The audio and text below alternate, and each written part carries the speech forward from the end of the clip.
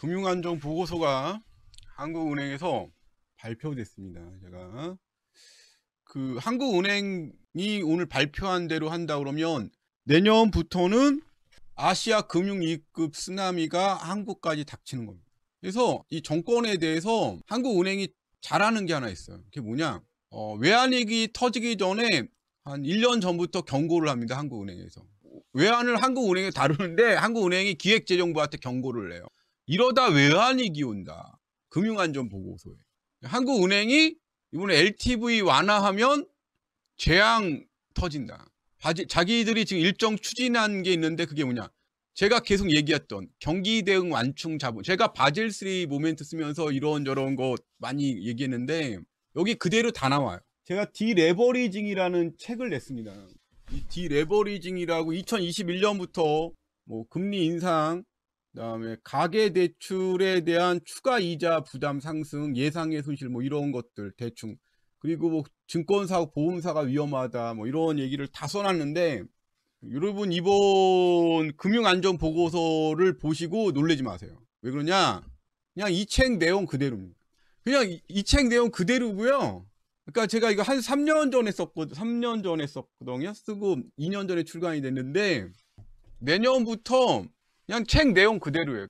그리고 지금 정책에 얘기했던 그런 거하고 다 거짓말이고요. 한국은행에서 그대로 폭로했고요. 내용을. 스트레스 테스트에서 어떻게 될지 증권회사, 보험사, 여전사, 저축은행 다 부도설 나올 거라고 얘기 나오고 있습니다. 그리고 자산시장과 연계 가계부채 차주 취약성 평가부터 시작해서 다 해놨기 때문에 어디 터질 건지 다 폭로해 놨고요. 언론에선 축소 보도하고 있습니다. 내년에 한꺼번에 터질 거라고 나오고 있어요. 추측 여기 나오는 내용대로 한다 그러면 내년부터 한꺼번에 터지고요. 이게 두 가지 지수를 보잖아요. 작년부터 금융 불안 지수하고 금융 취약성 지수인데 일단 금융 불안 지수는 위기 단계 직전까지 갔습니다. 위기 단계가 22인데 이때부터 금융 위기거든요. 이게 2020년 코로나 터졌을 때 했는데 이번에 그 직전 단계고요. 그리고 금융 취약성 지수, 그러니까 이게 터지는 취약성 지수는 리만 사태급 직전입니다. 지금 금융 불균형이 심화돼서 지금 누중돼서 터지기 직전이라 이거를 방지하기 위해서는 제가 계속 얘기했던 이 자본제, 완충 자본제도를 시행할 거다. 요 경기 대응 완충 자본제도를 지금 추천하고 있습니다. 그래서 지금 FSB하고 BCBS에서 어떻게 한다 이런 얘기 다 나오고 있고요. 그래서 유동성 관리나 경기 대응 완충 자본 편중 리스크라고 그래요. 이걸 실행해야 된다.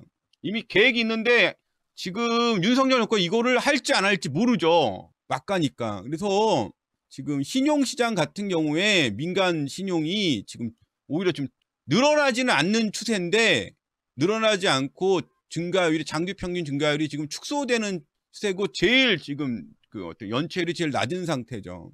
그리고 1금융권만 지금 수익이 폭증하고 있는 상태입니다. 쉽게 말해서 1금융권만. 그리고 자본 유출입은 지금 마이너스로 돌아섰습니다. 그러니까 지금 투자 심리가 한국에 대한 투자 심리가 얼어붙었고 그리고 계속 한 달에 한 100억 달러 가까이씩 계속 유출되고 마이너스입니다. 한 달에 100억 달러씩 마이너스예요. 지금 보시면 알겠지만 바젤 3가 계속 나와요. 바젤 3 그 얘기가 바젤 3 이제는 하는 거 감독 기준이나 이런 얘기가 계속 나오고 있고 지금 모든 민간 신용 상승률은 지금 둔화됐다. 다른 것도 올해 들어와서 다 둔화되고 있다. 뭐냐? 그 개인별 대출 총량제하고 은행 대출 총액제 등을 하면서 지금 안정권에 들어왔다. 2022년 들어오면서 지금 가계 신용이 안정권에 들어오기 시작했다. 관리가 되기 시작했다. 몇 년 동안 하면서 그 얘기를 하고 있습니다. 둔화되고. 그런데 지금까지 금융 불균형이 누중된 거에 대해서 금리가 올라가고 그동안의 부실에 대해서 계속 봐주고 있지만 제일 문제인 취약 차지에서 채무상 능력이 저하되고 있다. 반대로 가계가 줄어드는 대신에 기업 신용대출이 증가세로 돌아서고 있다. 그러니까 이거는 나쁜 건 아니에요. 2022년 들어와서 관리가 되기 시작했다. 그 얘기를 하고 있습니다. 그래서 하고 있고 이거에 대해서 이제는 지금 앞으로 경기 대응 완충 자본 제도로 가계 대출에 대해서 금리를 더 인상을 해라.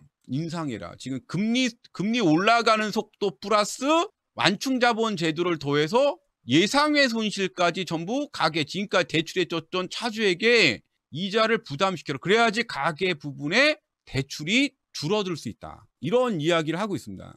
그래서 참고 자료가 나와요. 참고 자료가 뭐냐?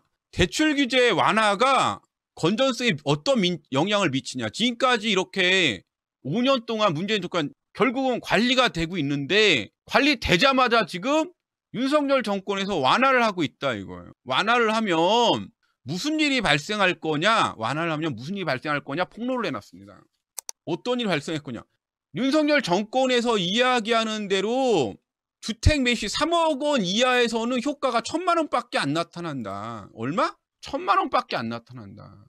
생애대출 최초는 누구에게 이익이냐? 소득 5분위. 그러니까 평균 연봉 고 20% 8,400만 원이 고소득자의 투기 지역인 16억 원의 주택을 매입할 경우 대출 금액이 얼마 늘어나냐? 6억 5천, 평균 6억 5천 늘어난다 이거예요. 이게 DSR 차입 한도선인데 보는 방법 알려줄게요. 이게 연봉이에요. 연봉 늘어날 만큼 DSR도 늘어나죠. 이게 LTV 차입 한도액입니다. 얼마냐? 12억인데 이거 더 늘어난다 이거예요. 이게 더 늘어난다 이거예요. 얼마 늘어나냐? 6억 5천 증가한다는 겁니다. 그러면 윤석열 정권에서 뭐하라고 지금 이거 아무 의미가 없는 건데 뭐냐? 고소득자 고가주택 매입하라고 풀어주는 거라는 거예요. 저소득층 풀어도 소용이 없다는 겁니다. 3억 원 이하는. 그러니까 윤석열 정권에서 이야기하고는 언론에 발표하고는 완전히 그러니까 6억 5천이 더 증가한다는 게 충격적인 겁니다. 이번에 대출 부실이 어디서 발생한다고 제가 계속 말해왔습니까? 5년 동안 다들 취약차주 아니라고 그랬죠. 상위 20% 고소득층이 극빈층이 전락하는 선진국 자산효과 사태를 터지는 겁니다. 그러니까 이게 지금 6억 5천 늘어났는데 이미 실행을 했어요. 이걸 분명히 한국은행에서는 윤석열 정권에 이런 거를 보고를 했지 않을 리가 없습니다. 그러니까 대출 규제 완화하면 소득별로 누가 제일 많이 늘어나냐. 이거죠. 이거예요, 이거 뭐예요? 연봉 6천만 원부터 1억 2천 구간만 대폭증을 하는 겁니다. 1억 2천만 대폭증. 나이대는 30대에서 50대 다 다양한데 30대에서 70대가 대출이 늘어나요. 6억 5천을 더 받는다는 거예요. 15억 주택에 원래는 7억 정도 나오는 게 13억까지 나오는 거네? 저소득층이 아무리 들어왔자 3천만 원 더 늘어난대요. 최대 3천만 원. 2.1억에서 2.4억 늘어나는 거고 16억 주택을 매입하는 쪽에선 6억 5천이 더 늘어난다는 겁니다. 건설사에서 부탁을 했다는 얘기가 이게 맞는 거죠. 건설업계 로비 아니냐. 아무 의미 없는 거 아니. 16억 주택 투기죠. 그러니까 고소득 투기꾼들 대출만 늘어난다 이거예요. 그래서 가계대출이 지금도 문제인데 이거 하면서 총량이 사실상 이게 완화가 되면 이게 보면 알겠지만 이게 그대로 해놨습니다. 5.9% 하위 계층은 거의 아무리 늘어나자 여기 5,900만 원, 1억 1천만 원, 2억 3천만 원 누가 4억의 통만 늘어나는 거예요. 가계 건전성 망한대요. 그래서 이걸 망하기 때문에 위험 가중치를 더 주고 여기서 더 가면 폭발한다. 폭발하니까 금융 불균형이 누적된 상태에서 이지랄하면은 폭발한다. 실효성이 없다. 지금 자산시장에서 채권시장이 장기금리가 큰 폭으로 상승하고 있답니다. 회사채 신용 스프레이드 확대 중이고요. 주식시장 큰 폭으로 폭락 중이고 이미 위험 선호 강화해서 위험 선호가 약화 쪽으로 지금 돌아섰답니다. 자, 이거 참 웃기는 얘기를 해줄게요. 부동산 시장 주택 매매 가격 상승 큰 폭으로 둔화. 주택 전월세 가격 오름세 크게 둔화. 전세가 폭등한 크게 둔화. 상업용 부동산 지금 일단은 하락장이 올해 2021년부터 부동산 본격 하락장이 시작됐습니다. 통계상. 상업용 부동산 자본 수익률 하락 중 10.4% 감소. 지역별로 증가는 수도권 2022년 16만 작년보다 17 계속 증가해요. 공급량. 지금 상가부터 지금 무너지고 있고 부동산 금융 익스포저 위험성은 2621조 원으로 이거 금융시장 붕괴되면 그냥 뭐 끝장이라고 나오고 있습니다. 그래서 글로벌 금융 시스템도 지금 SPSB나 국제금융안전위원회나 BCBS 등도 전부 지금 취약하다고 지금 나오고 있습니다. 해외도. 그러니까 이럴 정도면 신흥국의 금융 불안 지수가 지금 엄청난데 채권 시장은 폭락하고 지금 1금융권만 지금 제일 논한되는 1금융권이고요. 지금 높은 자산 증가세 계속, 수익 증가세 계속 1금융권만. 1금융권 빼고는 지금 다 악화로 가고 있습니다. 건전성은 양호, 수익성은 상위, 상호 연계성도 지금 둘 다 서로 못 믿기 시작했어요. 서로 지금 연계성이 떨어지기 시작했습니다. 그러면 언제 터질 거냐? 신용 손실 추정 평가액을 했는데 언제 터질 거냐? 사실상 코로나19 정책 지원, 그러니까 9월 달에 종료되거든요. 10월 달부터 좀 난리 날 것 같아요. 10월 달부터 이제는 시작인 것 같고요. 여기 나오는 대로. 그래서 정책이 지원되면 자영업하고 기업 대출 부실부터 터지기 시작할 거다. 이렇게 나오네요. 어디부터 망할 거냐? 숙박음식업, 도소매, 여가 서비스, 개인 서비스, 교육 서비스, 운수창고 업종부터 망하기 시작할 것 같다고 합니다. 그러니까 리만 터졌을 때도 2년 동안 만기 연장을 했대. 이번에도 리만 때처럼 만기 연장하고 9월 달에 종료를 하신답니다. 만기 연장을 하신다 그러고. 그래서 신용 손실 등 추정도 여기 다 해놨습니다. 예상 손실, 예상의 손실도 다 해놨어요. 금리 인하 효과였는데 금리가 상승하는 반대 효과면 금리가 올라오면 주가가 하락하고 그 다음엔 주택가격이 하락한다고 다 나왔습니다. 부도율. 그래서 정책 효과 기간, 예상 손실 증가, 예상의 손실 증가까지 다 해놨어요. 이거 밸류에이션 리스크라고 하는 거거든요. 이거 하루 그건데 부실이 얼마만큼 증가할 거냐? 30% 더 증가할 거라고 나왔습니다. 손실률이. 국내 은행 자기자본 비율은 최대 얼마만큼 하락할 거냐? 자기자본 비율. 이거 되게 충격적인 숫자입니다. 1.4%입니다. 1.4%. 1.4%가 왜 충격적이야? 우리나라 자기자본 비율 평균 11.5%예요. 11.5에서 13.5%인가 그래요. 근데 1.5%인데 이번에 그거 가계대위 완충 자본제도 시행하면은 1.5에서 2% 더 자본금을 올려야 됩니다. 현직 리스크 하면서 바젤3. 그러면 가계 대출, 가계 신용대출이나 담보대출 금리가 쉽게 얘기해서 지금보다 최하 지금 하는 예상 손실액만큼 대손충당금이 늘어나면은 대손충당금 이자분만큼 가계에 증가하겠죠. 지금 5%라고 그러면 최하 1% 정도, 0.8%, 1% 정도는 가계 추가 이자가 상승한 효과가 되는 겁니다. 그러면 신용손실 분포가 몇 프로냐? 75에서 95%에 달하였다 그러는데 이번에는 그보다 약하다고 예상의 손실이 나오고 있어요. 그래서 대선 관련 적립 수준을 대폭 상향하라고 그럽니다. 대선 충당금 과소 적립해놨으니까 그러면 지금까지 과소 적립한 만큼 지금 은행 이자를 내고 있는데 가계대출을 하는 사람들이 이자 오른 게 아니고 충당금만큼 더 내야 된다는 얘기예요. 그래야 가계대출이 증가하지 않는다. 자본 유출입은 지금 마이너스 상태고요. 우리나라 지금 신흥국들이 지금 부도 직전까지 몰렸다고 나오고 있어요. 신흥국들이. 그러니까 그냥 아시아 외환위기가 재현될 것 같아요. 우크라이나 사태 장기화뿐만 아니고 전부 다 곡물 가격 무관해 다 떨어지고 있거든요. 그러니까 거기 이걸 보면서 무슨 느낌이 드냐 그러면 그냥 예전에 20년, 23년 전에 아시아 그냥 금융위기급 사태하고 똑같습니다. 신흥국 부도나고 스리랑카부터 지금 부도났거든요. 그냥 내년부터 연쇄 확산될 것 같아요. 그러니까 아시아 금융위기가 그때 태국부터 시작했는데 이번에는 스리랑카부터 시작해서 중국과 관련된 국가들이 연쇄 부도나는 것 같아요. 지금 여기 이거를 이야기하는 게 아니고 대정책연구원에 있는 자료들하고 이거 비교했을 때 스리랑카, 방글라데시, 뭐 기타 등등등 중국과 연관된 신흥국 개발도상국들이 연쇄도산 갈 거, 파키스탄도 그렇고 다 부도날 것 같아요. 그러니까 1대1로 사업이라고 그러죠. 거기에 연관된 중국과 연관된 1대1로 사업 국가들이 다 연쇄 부도날 거예요. 그러니까 아시아 외환위기급 사태 시즌 2라고 보시면 될 것 같습니다. 그 지금 세계 우리하고 전 세계가 비슷해요. OECD 들어가면은 다 이렇게 관리하는 체제가 FSB 금융안정위원회 있고 이렇게 맛 똑같은데 이 바젤 3 체제라 그랬잖아요. 제가 다 나오잖아요. 그래서 완충 자본 대조 할 거다. 시장 리스크 도입되고 내년에 한다니까 안 할 수가 없는 거. 왜? 국가 부도 나면 수출을 못 하니까 대기업들 어떻게 할 것 같아? 가계 부도로 가죠. 가계 부도. 그래서 그냥 올 연말부터 쓰나미로 신흥국들 부도가 내년에 확산될 것 같아. 한국도 엄청난 충격이 있을 것 같다고 생각이 들어요. 그건 대정책연구원 자료들을 보시면 나옵니다.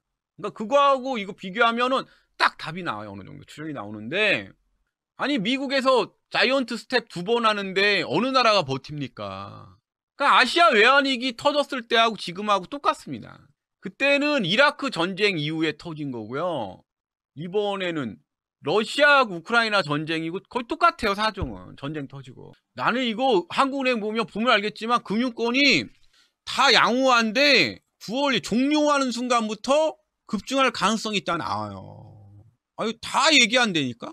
지금은 양호한데 종료하는 순간, LTV 하는 순간 가계부채 다 터진다. 다 터질 가능성이 높다 라고 나옵니다. 취약성, 높은 가계부채, 기업의 불균등 회복, 높은 부동산 가격, 이거 다 터진다는 거거든요. 이거를 다 해놨어요. 이거 터진다는 거거든. 이 리스크, 왜 리스크? 글로벌 인플레이션 압력, 금리 인상, 지정학적인 리스크, 남북, 중동 신흥국 불안, 이거 연쇄, 중국과 1대1로 아시아 금융위기, 대책도 해놨어요. 단계적으로 지금까지 했던 거 단계적으로 하고 채무 조정한다. 대출 규제해라. 바젤 3 경기 대응 완충자본제도 시행해라. 그래서 어떻게 해야 되냐? 신용평가 기준을 대폭 상향하고 대손 충당금 적립기준 수준을 재점검해라. 외화 유출이 심각하니까 외화 유동성 리스크 강화해라. 암호화폐 이런 거 쓸데없는 거 하지 마라. 이렇게 나왔거든요. 내가 볼 때 윤 정권에서 이거 터지기 직전까지 아무것도 안 합니다. 내가 얘기할게. 얘네들 이 정권에서 이거 할 거냐? 한국은행에서 주문한 바젤 3 제도 본격 이행할 거냐? 다른 나라처럼. 문제가 요거구동 115부터 150호까지 전부 폭로해놨습니다. 이번에 이자 오르면 비은행 금융기관들 상당수 부실화될 가능성 높다. 대충격에 부실하다. 증권사 증권회사하고 여신 전문 금융사 리스크가 크다. 특히 일부 증권사 우발 채무 조정 비율이 감독 기준 100%에 근접했다. 조만간 터질 가능성이 높다. 만기 도래가 50에서 70조 원으로서 신용등급이 여전사 BBB급이다. 한마디로 망한다는 얘기예요. 그럼 여신 전문 금융사하고 증권회사하고 그 다음에 보험회사 시장 리스크가 폭등한다. 저축은행 여전사 신용 리스크 증가. 그러니까 줄줄이 그냥 다 해놨어요. 자, 그 다음에는 자산시장과 연계된 가계부채 누중에 차익가계 소비와 부실 영향 측가인데 그냥 망한다고 나왔습니다. 채무상환 정도 측정을 했더니 지금 47.6%가 미보유 차주보다, 미보유 차주가 오히려 부자고 보유 차주가 2배 정도 높대요. 대출이 뭐야? 미보유 차주가 2배 정도 높답니다. 충격 발생 시 그냥 졸라 처참하게 나와 있습니다. 담담하게. 신용공여에 대출 나온 거. 가계부채가 차익가계 소비 및 소비 이제는 없대요. 주택보유 여부가 소비에 미치는 영향. 소비자약 인계채 수준 나왔어요. 주택보유가 지금 DSR이 56.3%. 인계치 초과 차주 비중 2.6%. 주택 비율 21.7%. 전체 8.4%. 평가 시사점. 과도한 레버리지로 망할 수밖에 없다. 부실한 것들 잘 대처해라. 지금부터 충당금 쌓아놓고. 뭐 그런 얘기예요. 그래서 어디부터 망할 거냐? 9월에 끝나는 자영업 대출부터 채무 상환이 증가할 거니까, 그러니까 9월에 종료되면 뭐 3개월에 나타나니까 내년 2월 달쯤이면 난리 나겠죠. 2, 3월 달이면 뭐 이렇게 난리 나는 거죠. 보통 상환평가 되니까. 뭐 시나리오 분석 다 하고 원리금 상환 비율이니 지랄이니 다 해나갔고 보시면 될 겁니다. 저는 이 한국의 족벌이나 한국 기득권, 금융 기득권 계층이 금융노예 사냥을 한다고 이번에 600만 명 가까이를 이미 폭로를 했기 때문에 폭로를 하고, 이 방송이 금융노예 사냥을 당하지 않기 위해서 했던 어떤 계몽방송 비슷한 거였다고. 폭로 계몽방송이었다고. 그리고 지금 나오고 있는 거예요. 들어간 사람들은 어떻게 되나요? 괜찮을 거예요 뭐 그러는데 제가 말씀을 계속 드렸습니다. 상당수가 극단적인 선택이 아마 엄청날 거예요. 처음에는 그렇게 왜 같으면 사람이라는 게 자기 위안을 해요. 어떤 위안을 하냐? 나만 뭐 빚쟁이냐? 요새 2, 3억씩 빚 없는 사람이 어딨냐? 이 방송 듣는 청취자 대부분은 빚이 없습니다. 이 방송 듣는 대부분은 빚이 없어요. 그래서 치즈 먹다가 빠진 쥐새끼들처럼 서로 위로합니다. 처음에 아주 배고파 죽기 직전까지 서로 위로합니다. 나만 그런 게 아니고 옆에 쥐새끼들도 다 있는데 나하고 똑같은 쥐가 수백 마리인데 설마 무슨 일이 있겠어? 그러다가 서로 잡아먹게 되는 거예요. 시간이 가면 갈수록. 내년부터 아시아 외환위기급 사태가 터지는 거네요. 올해 스리랑카부터 시작된 게 파키스탄이니 터키니 지랄이니 금리 싹 올리면 94년부터 시작됐던 아시아 금융위기 사태하고 똑같네. 우리나라의 기득권이나 금융업계가 얼만큼 잔인하고 무서운 데인지를 적나라한 거죠. 저 경기대 완충자본제도니 지금 뭐 대출 지금 이 고금리 상태에서 설마 저 대출 리스크를 가게에 떠넘기겠어? 지금은 아니래도 어쩔 수 없어 떠넘긴다고 한 내년쯤부터 넘길 거야 내가 볼 때. 한국은행에서 밝혔기 때문에 내년부터 1% 더 내야 돼. 오르든 말든. 1% 별거 아닌 것 같지? 너 2%인데 3% 내봐라. 난 금리 10% 시대 가는 거다, 야. 나 이번에 이런 거 있을 거라고 바젤 3 제도라고 얘기했잖아. 그대로 다 나오잖아. 안 그래요? 작년부터 이자 오를 때부터 내가 그랬지? 아니라고. 이 새끼 존나 사악하다고. 벌써 금리가 1년 사이 60% 올랐어. 내년까지 금리가 몇 프로 오를 것 같아? 지금까지 올랐던 금리만큼. 지금 1.75인가 그러지? 내년까지 금리가 다들 2% 오른다. 최대 2.5라고 2.25다 이러는데 내가 금리 예상을 해줄게. 내가 볼 때 내년까지 3.0이나 3.5야. 금리 역전된다 해도 한국은행이. 그러면 지금 금리의 따블인데 그 따블 플러스 1%야. 지금 금리 내시는 거에 따블에다가 플러스 1% 더. 지금 금리 4, 5%씩 내고 있죠? 많이 올라서 평균. 주택담보 고정금리만 뭐 6, 7%지 변동금리는 지금 4, 5% 내시잖아요. 내년에 8에서 10%야. 묻지도 따지도 않고. 내년부터 뭐라고? 8에서 10%야. 내년 6월 지나면. 잘못하면 12%도 찍어. 평균금리. 왜? 바젤3라. 현중 리스크 예상의 손실 대손 다 네가 물어야 될 거 아니야. 은행에서 그거 리스크 책임질까? 언론이 얼만큼 웃기는 데냐 그러면 해외에서 이거 가계부문 경기대 완충자본 도입했을 때 어떻게 되는지 적나라하게 다 나왔거든? 어떻게 됐냐? 2011년부터 스위스가 독립됐는데 담보대 금리가 1%의 추가 자본을 적립할 의무화 이후 당연히 이자가 올라가니까 가계 대출자에 대해서 주택 담보 대출을 안 받는데요, 가계에서. 그래서 편중 리스크가 완화됐답니다. 이게 이제 BC, BS의 입장인데 우리가 거기 회원국이니까 당연히 해야 되겠죠. 근데 윤 정권이 바로 할까? 난 아니라고 봐. 위기 상황이 와서 몰랐어요. 이 사람들 하는 거 우리나라 기득권이나 거기에 관련 족벌가들이 하는 늘상 사고 터지면 하는 짓거리가 있습니다. 우리도 몰랐다. 어쩔 수 없다. 난 이거 어쩔 수 없다. 몰랐다. 내년 한 3월부터 한다고 봐. 어디서? 윤석열 정권에서. 나 같은 사람 몇 명 잡아갖고 가서 조사하고 닥치라 그러고. 지금 6.5억 원 더, 그러니까 10억 원 이상 넘어가는 주택을 왜 굳이 그렇게 팔려고 지랄이에요. 그것도 고소득자한테. 그게 나라 경제에 무슨 도움이 되는데. 이 금리 폭등 시기에. 그래서 윤석열 정권 자체가 지금도 위선자라는 거 저렇게. 옛날하고 틀려서 이제 국민들도 예전에 저거 제가 폭락하기 전에는 2, 300명 봤습니다. 지금은 만여 명씩 봐요.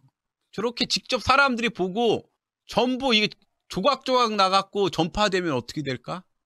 책임을 회피할 수 있을까? 지금 외환위급 사태에서 지금 문지랄이야. 지금 유튜버고 주식쟁이들이고 온갖 헛소리나 과대 광고, 과장 광고를 하기 시작했어요. 근데 한국은행은 아니라고 얘기를 하고 있어. 다른 유튜브 방송이 선망되고 매덕이 올랐다. 누가 돈 벌었다 하더라. 엄청난 유혹이었죠. 사실은 그게 미끼였던 거예요. 고소득 중산층 노예로 가는 마약이었던 거야. 지금 살고 있는 게 너무 억울해서. 연봉 인력이 너무 억울해서. 우리나라 족벌가, 기득권, 금융권하고 연계된 이런 어떤 네트워크 커넥션 무섭습니다. 보시면 알겠지만. 유튜버들이 지랄이 언론이고 하는. 그냥 사실은 인간 세뇌 사냥터예요. 여기에 여러분들은 정말 대단한 겁니다. 이 방송 듣고 찾아보고 여러분들이 지금 방송 듣고 준비하신 분들이 있으면은 그건 정말 대단한 거예요. 한국 사회에서. 한국 사회에서 살아남을, 노예 사냥터에 살아남을 거고, 살아남은 분들이 지금의 어떤 그런 사고를 가지고 계속 하나하나 승리를 이루고 갈 겁니다. 인생에서. 사실은 환상 속에 연막과 환상을 갖춘 노예 사냥 전쟁이었던 겁니다. 성공학. 성공 부작은 사실은 고소득 중산층, 빈민층 노예 사냥터였던 거예요. 부자가 더 부자 되는. 중산층이 부자가 아니고. 여러분은 거기서 그 사냥터에서 살아남은 분들입니다. 사기꾼들이 세상에 공짜가 있다고 선동을 해요. 사기꾼들은 항상 세상에 공짜가 있다고 해요. 그 공짜 선동에 앞장선 게 조중동 경제신문사입니다. 벼락거지. 세상에 공짜가 있다고 선동하면 그거는 사기꾼들인 거예요. 이번에는 한국의 모든 기득권이 나선 사기꾼 선동이에요. 이번 하락장 작년 7월부터 시작된 금리 인상 하락장 구경하시는 소감이 어떠십니까? 딱 1년 지났습니다. 앞으로 4년 남았어요. 제가 볼 때 3년 반에서 4년 남았습니다. 하락장. 많이 안 남았어요. 3년 반에서 하락장 4년 남았습니다. 겨우 1년 지났을 뿐입니다. 벌써 20%가 지났네요. 그래요. 세월 빨리 지나가죠. 자, 하락장 20% 지난 소감이 어떠세요? 매일매일 살인 사건에 세상 공짜가 있다. 벼락 부자가 된다는 식으로 선동하면 그건 100% 사기꾼입니다. 근데 지금 너무 많은 사람들이 사기꾼놀이를 하고 있어요. 바젤3 세상입니다. 그놈의 바젤3한 바젤3 자본시장 체제예요. 미친놈아.